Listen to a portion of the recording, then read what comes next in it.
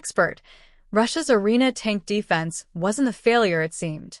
A Russian tank that Ukrainian and Western observers had already written off as another failed experiment in anti-drone armor may actually have done exactly what it was built to do, just not enough of it. New battlefield testimony from a combat drone specialist who spoke directly with the Ukrainian unit involved in the fight suggests Russia's upgraded Arena active protection system, a hard-kill defense mechanism that automatically detects and shoots down incoming threats before they hit a tank, worked as designed against a wave of Ukrainian first-person view drones, destroying 7 of them before the vehicle was finally knocked out. The tank in question was a T-72B3A, a modernized version of Russia's long-serving T-72 main battle tank fitted with the Arena active protection system, known in Russian military terminology as a KAZ, short for Complex Aktivnoye Защиты, or Active Protection Complex. The system works by using radar to detect an incoming projectile, whether an anti-tank missile,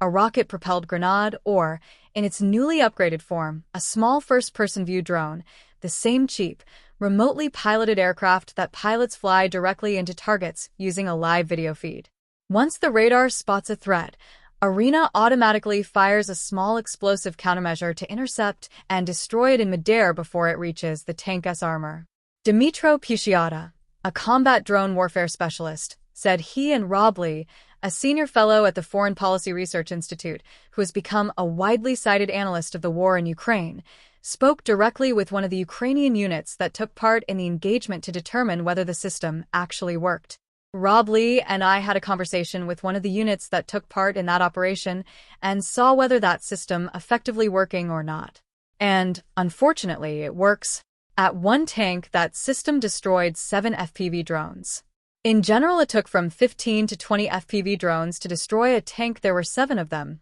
said Putiata. That account complicates a narrative that spread quickly through defense media and open-source military accounts in late July, when footage released by the Omega Special Purpose Center,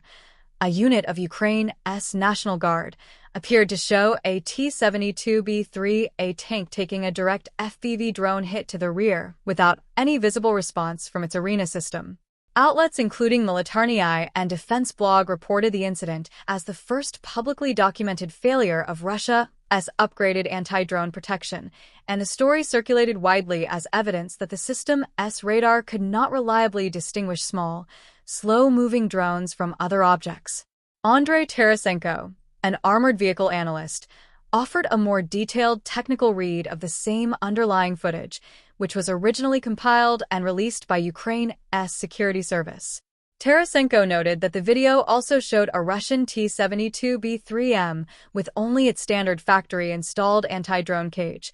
offering essentially no protection, and a T-90M with an improvised metal cage, nicknamed a hedgehog, and an otherwise bare hull. What Tarasenko found most notable, however, was the footage of the T-72B3A carrying the Arena system, a vehicle identified by the number 133 painted on its hull, because the video appeared to show the tank's countermeasures had already been used by the time the fatal drone strike landed. In other words, the tank's active protection system had already fired its available interceptors at earlier threats, leaving it with an empty magazine when the drone that ultimately destroyed it arrived. Tarasenko also pointed to a structural limitation behind that shortfall, that expanding the current Arena system's supply of countermeasures is not simply a matter of adding more rounds, because doing so would block the hatch over the tank's engine and transmission compartment, a critical access point crews need for maintenance and repairs. That technical detail lines up with a broader assessment attributed to Russian sources,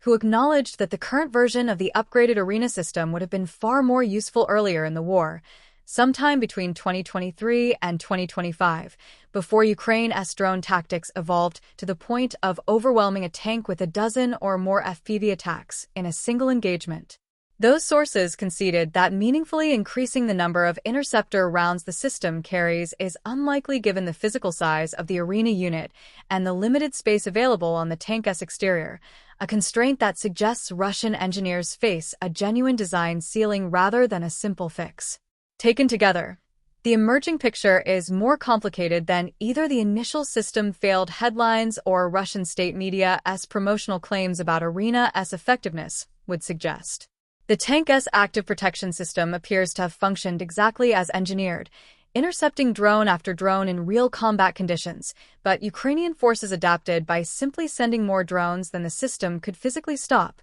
a tactic that has defined much of the drone war on both sides since 2023. 7 intercepted threats out of what analysts estimate is typically 15 to 20 drones needed to kill a modern tank is a real technical achievement for Russian engineers, yet it changes nothing about the tank crew's fate once the ammunition ran out.